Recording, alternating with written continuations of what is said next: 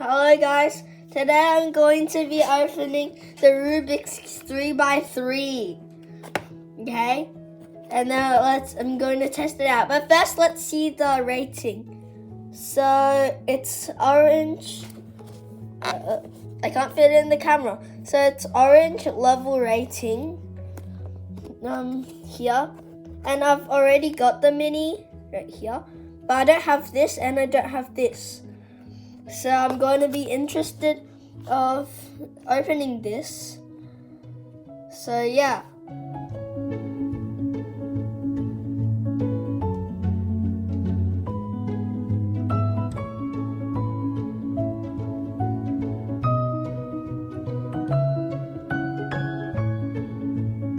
Hello guys, today I'm going to be opening the Rubik's 3x3. Okay?